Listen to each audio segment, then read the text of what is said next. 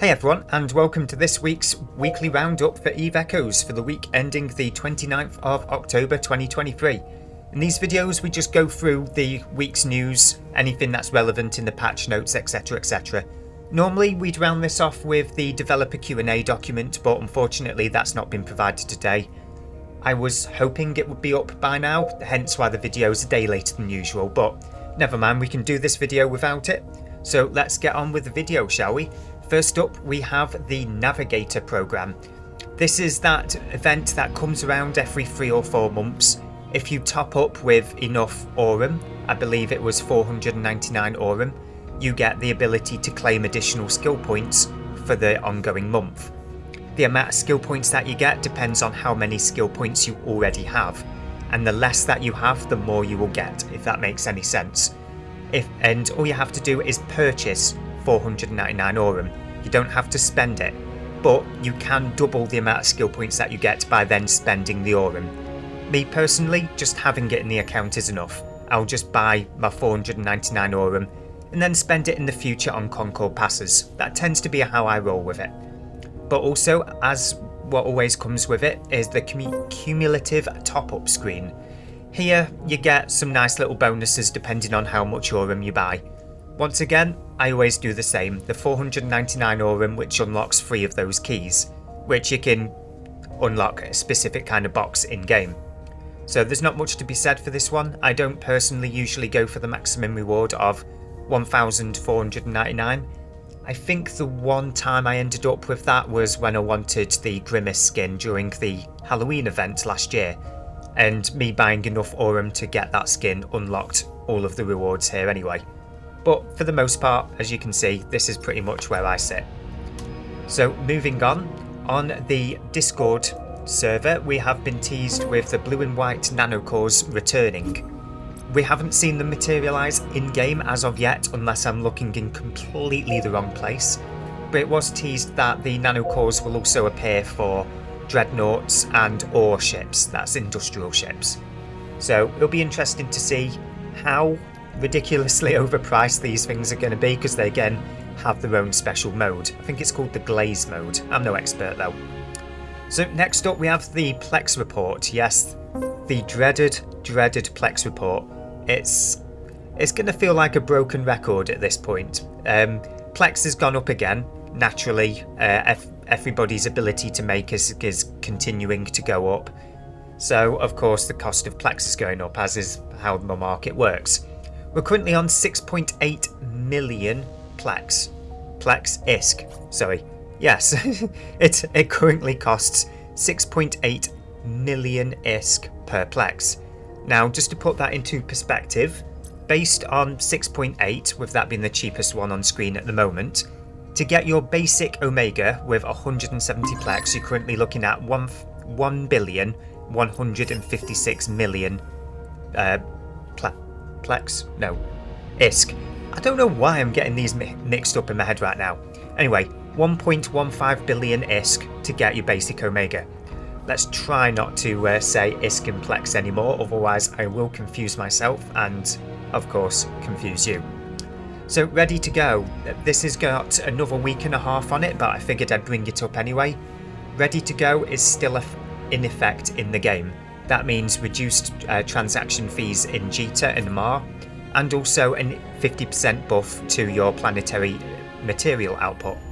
So if you haven't already checked up on your planets, it might be a good time to do so, because they're probably full by now. And of course we're going to round off. No, not round off. I'm confusing myself a lot here today. Right. Insurance updates. Yes, this that you have up on screen right now is the thumbnail for one of my most recent videos. Patch notes for the past week or so. There wasn't a great deal in the patch notes, but we did have a couple of kickers that are worth highlighting. First and foremost, DR fraud, Dormant Realm fraud. It's kind of been nerfed a little bit in the sense that you can no longer use it to move your ships into Cobalt Edge. So if you're one of the lucky few that are a member of an alliance that has a facility upon which they can dock inside of Cobalt Edge, you now have to physically move your ships into Cobalt Edge or build and buy them in Cobalt Edge itself. So yeah, Cobalt Edge is becoming a lot closer to the true, like quote-unquote true nullsec that some of us might have been wanting for some time. There were other things that happened in game as well, such as a nerf to AFK cloaking, whereby now structures can be erected in soft systems that over time reduce the stability of an individual's cloaking device. So that's a nice, interesting thing right there. Insurance also saw yet another change, and this is an interesting one. This one allows you, when you lose your ship, to specifically choose rigs or your nanocore without your ship. So you can now, if you lose, say, an Apocalypse Navy issue, and it was in Cobalt Edge, for example, it's a lot of insurance points, as some people have pointed out in the past, to recover one of those ships, and for many it's not worth it. But it would be worth it if it was the only way to get back the nanocore that was attached to it. Now you can claim back just the nanocore, which I consider to be a good improvement nonetheless. And what screen do we have next? Because I clearly can't remember what order I've put all of these screens in for this particular video. Ah yes, the Echoes of New Eden EU show. I say EU show, it's still their normal show, they've just moved the time to make it more friendly to the EU audience. So at 1900 UTC, and that is 7 PM here in Britain for those of you that are in the same country as me. Change your clocks, you'll notice some of them are a little bit wrong now. But anyway, at 7 PM for those of us in Britain, 1900 UTC for everybody outside, we have the Echoes of New Eden podcast. Tune in if you can. I've been tuning in ever since they started putting it at a reasonable time. It's quite enjoyable being able to listen at a time that isn't 2 or 3 o'clock in the morning. And let's zoom out to move on to the last one. Ah yes.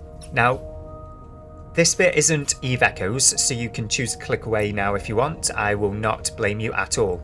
But it's still a spaceships game. If for those of you that have been subscribed to my channel, you've noticed these videos starting to go up again. When I originally started with this channel, I didn't really know what I was doing, so I did some playthroughs to get a feel for how things go. I've decided to return to doing some playthroughs alongside the Eve Echoes content. So don't worry, you're not going to see me moving away from Eve Echoes. I'm just going to be dabbling in a couple of small games here and there, see how playthroughs actually work on YouTube. So if you want to check out the videos, Earthless is a fusion of a game known as FTL Faster Than Light, Into the Breach, and whatever card game you happen to enjoy that isn't a trading card game. It's got a nice blend of the lot and I'm quite enjoying myself so far. But anyway, that about rounds up the video for this week. Thanks again for watching, guys. If you haven't subscribed already, feel free to hit that button. As soon as I get to 500, I can restart my pestering of the devs to get official status and get access to that elusive test server. But anyway, thanks again for listening, guys. See you in the next video.